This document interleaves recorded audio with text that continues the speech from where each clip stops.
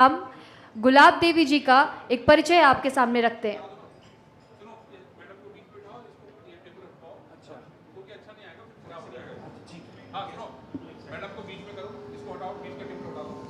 इसको आगे कर लेते हैं। आइए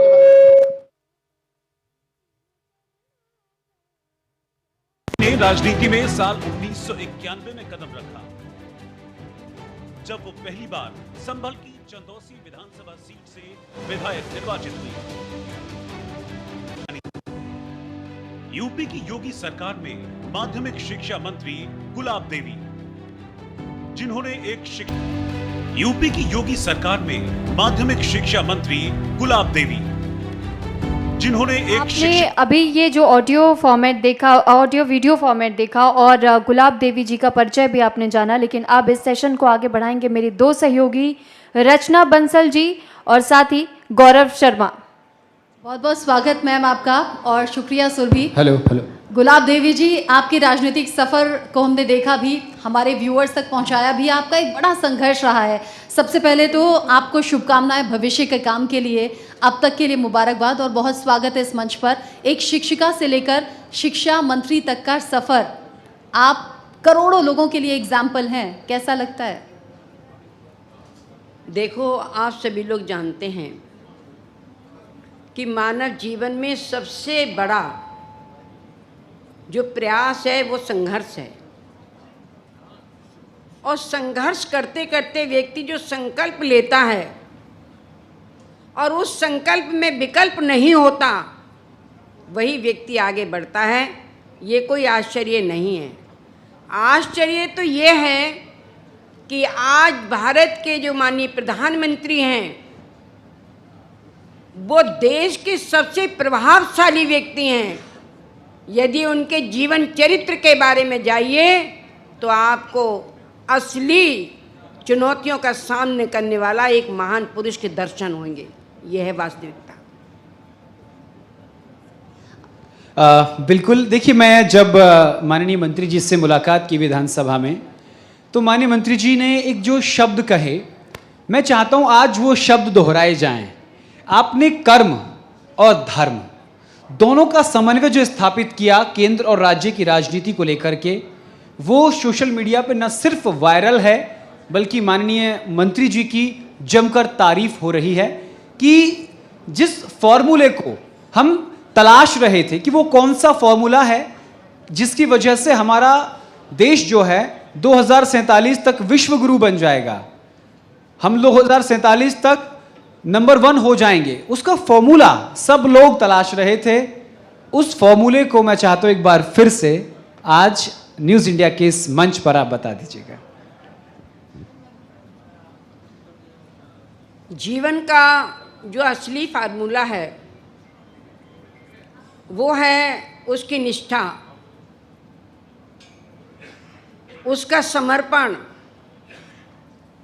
और निष्ठा और समर्पण के लिए आवश्यकता होती है अनुशासन की। अनुशासन से ही कर्तव्य परायणता आती है, और जब व्यक्ति कर्तव्य परायण होता है तो उसके सामने जितनी चुनौतियां आती हैं उनका सामना तो करना पड़ता है, लेकिन वो चुनौती उनको पराजित नहीं कर सकती यदि उसके अंदर दृढ़ संकल्प है। क्या बात है, जोरदार तालियां हो जाएं। मैं चाहता हूं एक बार जोरदार तालियां हो जाएं। यही जो शिक्षा का ज्ञानोदय कॉन्क्लेव है, यही उद्देश्य है। लेकिन आज की जो परिस्थितियां हैं, जैसा कि हमारे पूर्व उप मुख्यमंत्री जी कह रहे थे कि वर्तमान में जो स्थितियां हैं वो बहुत ज़्यादा चिंताजनक हैं। हमारे यहाँ पर MLC से चंद जी बैठे हुए हैं, हमारे माननीय विधायक जी बैठे हुए हैं, और भी महान व्यक्तित्व यहाँ बैठे हुए हैं। वो सभी जानते हैं इस चीज़ के लिए कि जो चुनौतियाँ हैं वो हम उनका सामना तभी कर सकते हैं जब हम घर की स्थिति हमारी सही हो, क्योंकि आजकल घर की स्थिति इतनी बिगड़ी हुई है इतनी अस्त व्यस्त हो गई है। किससे? आधुनिक सुविधाओं से। आधुनिक सुविधाएं इतनी बढ़ गई हैं कि माता पिता अलग कमरे में होंगे और बच्चे अलग कमरे में होंगे। माता पिता को ये पता नहीं है कि हमारा बच्चा पूरी रात मोबाइल पर क्या देख रहा है और किस समय सो रहा है। ये सबसे बड़ी हमारे आगे समस्या है।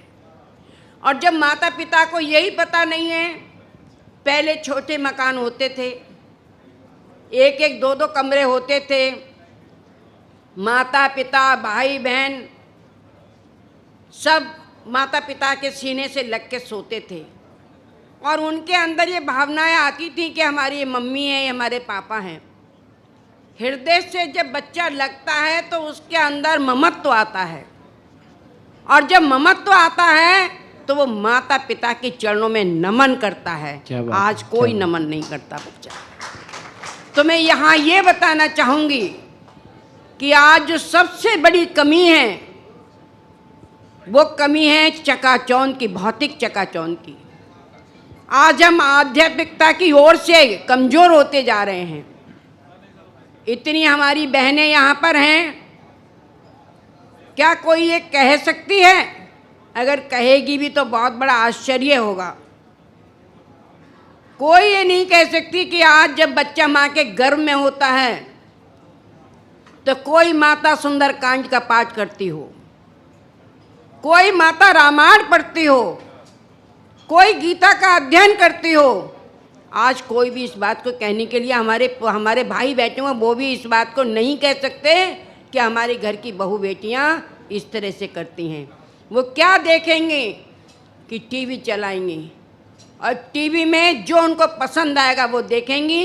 वैसे ही 6-6 महीने के बच्चे मोबाइल के आगे थिरकने लगते हैं, टीवी के आगे थिरकने लगते हैं। क्या बात। लेकिन ये तो सोच का बदलाव है ना मैम। इस सोच के बदलाव को ठीक कैसे किया जाएगा? मैं उसी सोच के बदलाव के बारे में आपको बताना चाहती हूँ कि ये सोच का बदलाव समाज को करना पड़ेगा। और कैसे होगा? यदि करना पड़ेगा, हमें उनके लिए संस्कार देने पड़ेंगे। आज आप देखिए कि यदि मैं गारंटी के साथ में इस बात को कहती हूँ कि आज की तारीख में सरस्वती शिशु मंदिर नहीं होते तो कोई भी आपस में भैया बहन कहने को तैयार नहीं होता। आज सरस्वती शिशु मंदिर ऐसे हैं जो वहाँ सिखाया जाता है कि भैया कहो और बेटियों के लिए बहन कहो। ये संस्कार तो है। लेकिन गौरव जी, इस बात को दिमाग में रखिए कि सरस्वती शिशु मंदिर में बच्चों को पढ़ाना पसंद नहीं करते हैं लोग। क्रिश्चियन स्कूलों में पढ़ाना शुरू करते हैं बच्चों के लिए, जहाँ मम्मी पापा के प्यार का कोई भी संदेश वहाँ नहीं दिया जाता, जहाँ चरण स्पर्श की कोई बात नहीं की जाती, बिल्कुल, जहाँ गुरु के सम्मान की कोई बात नहीं की जाती। हम आपको बताना चाहते हैं कि जब हम पढ़ते थे तो उस समय हमारे पूर्वज एक किताब पढ़ाई जाती थी, हमारे विधायक जी बैठे हुए हैं, उसमें जितने हमारे महान व्यक्तित्व थे उन सब की जीवन गाथा बताई जाती थी। उससे पढ़कर हमारे लिए एक संस्कार हमारे अंदर आते थे और एक अच्छी सात्विक वृत्ति आती थी। लेकिन आज इस प्रकार की स्थिति हमारी सरकार तो लाई है। 2017 के बाद में हमने अपने सब्जेक्टों में जोड़ा है कि आध्यात्मिकता की ओर बच्चों का ध्यान रखा जाए। महान पुरुषों के व्यक्तित्व को जोड़ा है जी, महान पुरुषों की कहानियों के लिए जोड़ा है जी, और धार्मिक तत्व के लिए जोड़ा है जी। रचना मैम, आप एक चीज़ देख रही हैं कि माननीय मंत्री जी की जो बात है उसमें अभिभावक का भय भी है, समाज के प्रति चिंता भी है और एक राजनेता होने के नाते हम सबको एक सीख भी है। जिस आवेश में आकर जिस तरीके से बोल रही हैं वो लगता है कि समाज में जो हो रहा है उससे वो दुखी हैं, परेशान। एक बार जोरदार तालियां हो जाएं और ये तभी परिवर्तन मैं तो ये भी पूछना चाहती हूँ, चूंकि आपने सोशल मीडिया और मोबाइल का जिक्र किया, आजकल बड़ी दिखावे की ज़िंदगी है, बहुत शोशेबाजी है लोगों के जहन में। एक मंत्री होने के नाते लगातार आप विधायक चुनती जाती रही हैं, इतना साधारण आपका व्यक्तित्व है, सूती साड़ी आपकी है, बेहद साधारण तरीके से जीना पसंद करती हैं। आप भी तो करोड़ों के लिए एग्जाम्पल साबित हुई ना। जीवन में जितने आडंबर हैं ये थोड़े समय के लिए होते हैं। एक बहुत महत्वपूर्ण बात मैं आप बता रही हूँ, सब लोग ध्यान से सुने और अपने जीवन में उतारें। पीछे वाले भाइयों से कहना चाहूँगी कि जितनी सजावट होती है, ध्यान से सुने मेरी इस बात के लिए, ये अनुभव की बात बता रही हूँ मैं आपको। जितनी सजावट होती है उसमें उतनी ही मिलावट होती है। क्या बात। और जितनी मिलावट होती है उस मिलावट में उतनी ही गिरावट होती है, ये ध्यान में रखिए। इसलिए अगर मैं हाथों के लिए लाद लूँ और दान ना दूं तो यह हाथ बेकार है। अगर मैं यहाँ रेशमी सिला कर दुनिया भर की पोशाकें पहनूं और अच्छे लोगों के संपर्क में, संतों के संपर्क में ना रहूं तो ये यूनिफॉर्म बेकार है। तो इस सजावट से कुछ नहीं होता, सजावट से तो मिलावट होती है। बिल्कुल माननीय मंत्री जी, वास्तविकता व्यक्ति के अंदर रहनी चाहिए जी। उसमें प्रश्न चिन्ह नहीं लगना चाहिए। ठीक। और जिसके व्यक्तित्व में प्रश्न चिन्ह लग गया वो चाहे कुछ भी करे, पहचान अपने कर्मों से होनी चाहिए, साज सज्जा से नहीं होनी चाहिए। ठीक है माननीय मंत्री जी, ये तो सामाजिक शिक्षा की बात हो गई, सामाजिक ज्ञान की बात होगी और शुरुआत इसी से होनी चाहिए। बात अब माध्यमिक शिक्षा की कर लेते हैं, प्रदेश की शिक्षा की कर लेते हैं। अभी कुछ दिन पहले कई शिक्षकों को लेकर के तरह तरह की बातें निकल कर आई। आपने बड़ी तल्लीनता से, बड़ी शांति के साथ उन तमाम चीज़ों का सुझाव दिया, उनका निस्तारण किया। माध्यमिक शिक्षा बोर्ड को लेकर के आपका 2047 का क्या विज़न है, हम वो समझना चाहते हैं। देखिए, जहाँ तक 2047 की बात है, यह हमारे माननीय प्रधानमंत्री जी का जो विश्व के सबसे शक्तिशाली व्यक्तित्व हैं और माननीय हमारे प्रदेश के माननीय मुख्यमंत्री जी जो बहुत ही तेजस्वी हैं और बहुत ही पराक्रमी हैं, उनका भी ये संकल्प है। और देश के जो प्रधानमंत्री हैं, ये केवल आर्थिक ही स्थिति को बढ़ावा देना नहीं है 2047 का, ये एक बहुत बड़ा दृढ़ संकल्प है जो हमारे देश के लिए बहुत आगे ले जाएगा।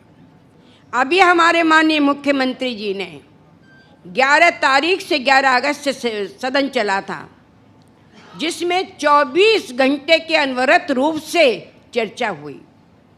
सभी माननीय विधायकगण, सभी विभागों के माननीय मंत्रीगण, उन्होंने अपने विचार रखे और उन विचारों के आधार पर जो डेटा तैयार किया जाएगा वो 2047 का एक बहुत बड़ा उदाहरण बनेगा। क्या बात है। 2047 तो अभी दूर है। आप अपने कार्यकाल में क्या कुछ उद्देश्य लेकर चल रही हैं वो बताइएगा। आप अब तक की बातचीत में 2 बार प्रधानमंत्री मोदी का जिक्र कर चुकी हैं।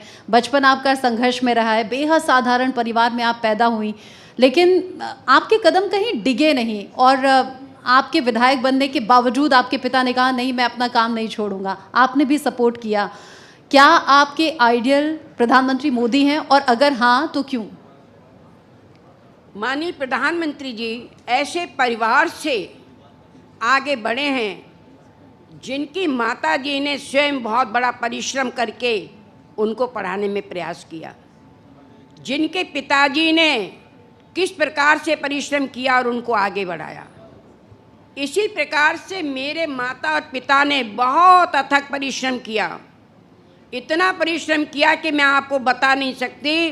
और जब मैं मंत्री बनी थी तब भी वो लोगों के कपड़ों पे प्रेस करते थे। एक बार माननीय राजनाथ सिंह जी जब वो मुख्यमंत्री थे तब गए थे चंदोसी, बोले कि आज मैं चंदोसी जाऊंगा, और उन्होंने सड़क पे खड़े हुए मेरे पिताजी को प्रेस करते हुए देखा। तो मैंने बताया, लोगों ने बताया कि इनके पिताजी हैं। तो उन्होंने पूछा कि आपकी लड़की विधायक बन रही है बार बार, और वो मंत्री बन रही है, आप ये काम क्यों नहीं छोड़ देते? तो उन्होंने एक ही जवाब दिया था। उन्होंने कहा कि मेरे हाथ में जो प्रेस है, इसी की बदौलत मैंने अपनी लड़की को पढ़ाया है, जो इसकी वजह से आज ये मंत्री बनी हुई है, मैं इसको नहीं छोड़ सकता।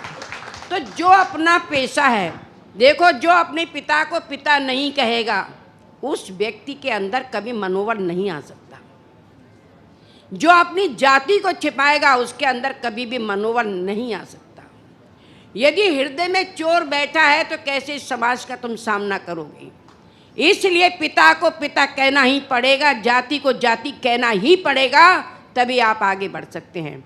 मैं गर्व से कहती हूँ कि मेरे पिताजी ने प्रेस करने का कार्य किया, कपड़े धोने का कार्य किया, और उनकी मेहनत इतनी रंग लाई है कि आज मैं यहाँ बैठी हूँ। और उन्हीं के रंग से मेरे 3 बेटियाँ हैं। मैं अपने माता पिता की अकेली लड़की रही। मेरे 3 बेटियाँ हैं। एक बेटी मेरे साथ में आई हुई है, जो दिल्ली यूनिवर्सिटी में इंग्लिश की प्रोफेसर है। खड़ी हो जाए चेतना, ये खड़ी, ये उदाहरण है। एक मेरे इसमें लखनऊ यूनिवर्सिटी में, वहाँ से PhD वगैरह सब की है, लेकिन हाई कोर्ट में वकील है। एक मेरी बेटी ब्लॉक प्रमुख है, सबसे छोटी, जो डॉक्टर है। तो मैंने भी उसी प्रकार से, जिस प्रकार से मेरे माता पिता ने मुझे पढ़ाया, एक शिक्षक होने के नाते मैंने पूरा ध्यान अपने 3 बेटियों पे दिया, जो आज अपने पैरों पे खड़ी हुई हैं। तो मनोबल होना चाहिए, संकल्प होना चाहिए। हम समझते हैं कि जब संकल्प होगा तो कोई भी चीज़ आपके आड़े नहीं आएगी और भगवान आपकी मदद करेगा। अभी कह रहे थे गौरव, मैंने एक बात कही थी गौरव से। मैंने कहा, गौरव, इस संसार में मानव जीवन को अपने कर्तव्य पे रहना चाहिए, और कर्तव्य पर रहने से सत्य की विजय होती है, सत्य मिलता है। और जहाँ सत्य होता है, वहाँ धर्म हमारा साथ देता है। और जब धर्म हमारा साथ देता है तो वहाँ क्या होता है? धर्म का जब साथ मिलता है, सत्य भी मिलता है और धर्म भी मिलता है, तो हमारी निश्चित विजय होती है। यह अकाट सत्य है, इसको कोई काट नहीं सकता। बिल्कुल। और देखिए, मैं इस जो माननीय मंत्री जी ने बात कही है, एक छोटी सी बात मैं साझा करना चाहता हूँ। जब मैं विधानसभा में माननीय मंत्री से मिलने गया, तो मुझे शुरू के 5-10 मिनट लगा कि शायद माननीय मंत्री जी नहीं आएंगी, लेकिन जाते जाते मुझसे कह दिया कि मैं आऊँगी। ये मेरा जो कॉन्फिडेंस था वो लगातार बना रहा। तो ये जो शिक्षा पे हम चर्चा कर रहे हैं, आज माध्यमिक शिक्षा पे लौट आते हैं। हमारे प्रदेश में बहुत सारे ऐसे स्कूल हैं जिनकी दयनीय स्थिति हो गई है, जहाँ छात्रों की संख्या कम है। क्या ऐसे विद्यालयों को चुना गया है? अब माध्यमिक शिक्षा से जुड़े सवाल बात कर लेते हैं। सबसे पहले तो मैं गौरव के लिए आशीर्वाद देती हूँ, और तुम्हारे जो बॉस हैं उनसे कहना चाहती हूँ कि इतने लगनशील जो आपने अपना कार्यकर्ता चुना है, अगर ऐसे ही 2-4 और हो जाएंगे तो आपकी ये न्यूज इंडिया बहुत आगे बढ़ेगी। ये इतना सिर पड़ गए, मेरे कार्यक्रम लगे हुए हैं बहुत, बिल्कुल टाइम नहीं था, लेकिन इनका व्यवहार, इनका व्यक्तित्व और इनकी बालपने की जिद, उसने मुझे मजबूर किया कि मैं आज यहाँ पर बैठी हूँ। इन्हीं के कारण मैं यहाँ पर बैठी हूँ। तो मैं आपके लिए बहुत बहुत, और हमारे अरविंद जी बैठे हुए हैं, अरविंद चतुर्वेदी जी, जिनसे मैं बहुत पुराना, बरसों पुराना जिनका संबंध है, उनके कई कार्यक्रमों में मैं आई भी हूँ। तो मैं गौरव के लिए बहुत आशीर्वाद देती हूँ, और उम्मीद करती हूँ कि इसी प्रकार से जिस मिशन को आप लेके चले हैं, आप जैसे और भी 2-4 युवा हो जाएंगे तो ये मिशन बहुत आगे बढ़ेगा। Thank you so much ma'am. आपके जीवन के बड़े संघर्ष रहे और बड़ी प्रभावशाली आप बातें कर रही हैं। संघर्ष के साथ साथ में आपने कहा कि कभी जाति नहीं छिपानी चाहिए, कभी पिता नहीं छिपाने चाहिए, और आपने गर्व से हर बात का जिक्र किया है। आज भी लेकिन समाज के कई हिस्से ऐसे हैं जहाँ पर जाति के नाम पर भेदभाव होता है। कभी आपने ये सब फेस किया है क्या, या फिर अपने सामने अगर कभी देखती हैं तो उसमें बदलाव करने के लिए कुछ कोशिशें होती हैं क्या? देखो, मेरे सामने कभी मुझे इतनी फुर्सत ही नहीं मिली कि मैं जाति को देखूं या धर्म को देखूं या किसी मजहब को देखूं। मैं ये टाइम ही नहीं मिला। मुझे तो जनता की सेवा करनी है और जनता की सेवा करने में मैं बराबर तत्पर रही। और हमारी जो सरकार है और हमारी भारतीय जनता पार्टी है जिसकी आज सरकार है, वो सबको लेके चलती है। और जितनी भी जन कल्याणकारी योजनाएं चल रही हैं, वो चाहे किसी धर्म की हो, कोई व्यक्ति किसी धर्म का हो, चाहे किसी जाति का हो, चाहे किसी संप्रदाय का हो, हमारी सरकार कोई पक्षपात नहीं कर रही, बराबर की हिस्सेदारी सबको दे रही है। यानी आप कह रही है कि अगर काम अच्छा होगा तो जाति और धर्म पीछे रह जाता है। बहुत पीछे रह जाता है। ऐसे ऐसे लोग जिनका जाति से कोई मतलब, जाति कुछ भी हो, लेकिन उसके कर्म जो हैं वो उत्तम होने चाहिए, आदर्श में होने चाहिए, एक उदाहरण के रूप में होने चाहिए। बिल्कुल। बात करते हैं प्रदेश की। 2017 से पहले प्रदेश में कहा जाता था, क्या रह गया है पूछने को, वो कि ठेके पर नकल होती है कि प्रदेश में ठेके पर तो नकल। बता गए हमारे ये चीज 2017 से पहले ये कहा जाता था प्रदेश में ठेके पर नकल होती है। आज की वर्तमान स्थिति आपके माध्यम से समझना चाहते हैं। देखो, प्रत्यक्ष के लिए प्रमाण की आवश्यकता नहीं होती है। उसमें मैं आपको बताना चाह रही हूं कि 2017 से पहले बाहर के बच्चे एडमिशन इसलिए अपने नामांकन कराते थे कि हम पास हो जाएंगे। दूसरे प्रदेशों के लाखों की तादाद में बच्चे जो हैं अपना नामांकन कराते थे और वो पास होते थे। लेकिन जो यहाँ के बच्चे हैं प्रदेश के, वो थर्ड क्लास रह जाते थे और वो फर्स्ट आके पास होके चले जाते थे। लेकिन जैसा कि अभी हमारे माननीय उप मुख्यमंत्री जी जो रहे हैं, शर्मा जी, उन्होंने चर्चा की। जब से हमारे माननीय मुख्यमंत्री जी योगी जी आए हैं, तब से उन्होंने नकल पर इतनी नकेल लगाई है कि किसी प्रकार की कोई भी नकल नहीं हो रही है। सारी व्यवस्थाएं की हैं, सीसीटीवी कैमरे लगाए हैं और प्रत्येक जिले की, पूरे प्रदेश की सारी जानकारी हमें यहाँ केंद्र बनाया गया है। जो सारे हमारे कंप्यूटर लगे हुए हैं, सारी चीज़ें जानकारी वहाँ से मिलती है। अभी सदन चल रहा था तब भी मैं यहाँ से लखनऊ में अपना मुख्य केंद्र है वहाँ से देख रही थी। जिस कॉलेज को भी खुलवाती थी वहाँ की व्यवस्थाएं हम देख रहे थे और नकल तो होती नहीं है। इसके साथ साथ सबसे बड़ी बात यह है कि 12 दिन में हमारी परीक्षाएं हुई, 13 दिन में मूल्यांकन हुआ और 20 दिन में उसका रिजल्ट आ गया। इससे बड़ा और आपको उदाहरण कोई मिल नहीं सकता। जो इतनी काम महीनों पर परीक्षाएं होती थी, महीनों तक मूल्यांकन होता था, तमाम गड़बड़ियां होती थी, लेकिन 1 महीने के अंदर ये सारी व्यवस्था हमारी हो गई। और कितना अच्छा हाई स्कूल का इंटर का रिजल्ट रहा, सब लोग इस बात के प्रत्यक्षदर्शी। बिल्कुल। और मेरठ मंडल में तो ज़्यादातर ये बात कही जाती है, लेकिन मेरठ मंडल की टीम भी यहाँ बैठी है, उनके अथक प्रयासों से सफल हो पाया। मेरठ मंडल की टीम को क्या बधाई देना चाहती हैं इसके लिए? मैं अपने प्रदेश के पूरे शिक्षा, जो हमारे शिक्षा विभाग है, मैं प्रदेश के 18 मंडल हैं, उन सब के लिए बधाई देना चाहती हूँ कि कहीं पर भी कोई भी नकल नहीं हुई। और अब तो इतना बड़ा प्रतिबंध लगा दिया गया है कि यदि कोई नकल करवाएगा और पकड़ा जाएगा तो 1 करोड़ का जुर्माना, आजीवन कारावास उसके लिए होगा। इतनी बड़ी व्यवस्था की गई है हमारी सरकार के द्वारा। गुलाब देवी जी, शिक्षा ने आपको मजबूत बनाया, आपने अपनी बेटियों को मजबूत बनाया। ज्ञानोदय के मंच पर चूंकि हम हैं, तो बच्चियों के लिए कोई संदेश देना चाहेंगे शिक्षा को लेकर? बेटियों के लिए नहीं, मैं बेटियों से यही कहना चाहूँगी कि बेटियां एक घर का ही श्रृंगार नहीं होती हैं, 2-2 घर का श्रृंगार होती हैं। और इस बात का उदाहरण है जब से हमारी सरकार आई है कि बेटियां उनका हर कदम सबसे आगे है। हमारी बेटियां शिक्षा के क्षेत्र में, हर क्षेत्र में सबसे आगे निकल रही हैं। उनका पूरा ध्यान रखा जाता है, उनके मनोबल के लिए जागृत किया जाता है।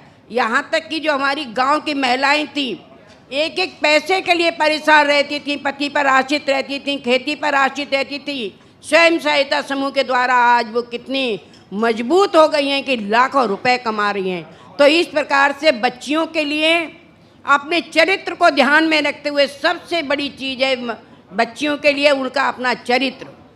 उसका अपना संस्कार, यदि किसी भी बच्ची का चरित्र अच्छा है तो समाज में उसे कोई डिगा नहीं सकता। आप हमारे लिए देखिए कि जिस घर में क्या, मोहल्ले में क्या, बिरादरी में भी कोई पढ़ा लिखा नहीं था, उसके माँ बाप ने जब उसको पढ़ाया तो कितनी सारी चुनौतियां सामने आई होंगी। जरा अंदाज लगा सकते हैं आप, अब से 65 साल पहले कितनी चुनौतियां रही होंगी, कितनी सारी चीज़ें आई होंगी हर समस्याओं से, चाहे मानसिक शोषण हो, बिल्कुल, चाहे शारीरिक शोषण हो, चाहे ढंग से खाना ना मिला हो, किस प्रकार की चुनौतियां सामने आई होंगी। लेकिन उस भगवान की कृपा से उन चुनौतियों का सामना चरित्र के आधार पर किया। जिसका चरित्र सही होता है उसका बाल वाका कोई भी नहीं कर सकता। और मैं ये भी कहना चाहूँगी कि आज की तारीख में, जैसा कि गौरव ने कहा था और मैंने अपना स्टेटमेंट दिया था, कि आज की तारीख में 2 संत हमारे जीवन में हैं। एक तो बहुत बड़े धर्म योगी, माननीय हमारे बहुत ही तपस्वी कर्मयोगी हमारे माननीय मुख्यमंत्री जी हैं। ये तो हैं धर्म योगी, जन्म से योगी हैं। और एक है हमारे कर्म योगी, जो आज संसार के विश्व के सबसे बड़े प्रभावशाली व्यक्तित्व है जिनका, और आज उन्होंने अंतर्राष्ट्रीय स्तर पर हमारी गरिमा बढ़ाई है, जिनको आज 28 देशों ने सम्मानित किया है। ऐसे माननीय प्रधानमंत्री जी के चरणों में मैं नमन करती हूँ कि उन्होंने देश को इतना गौरव दिया। तो जहाँ धर्म और कर्म दोनों मिल जाते हैं, वहाँ पर क्या होता है, वहाँ विजय होती है, राम राज्य की स्थापना होती है। और आज वही राम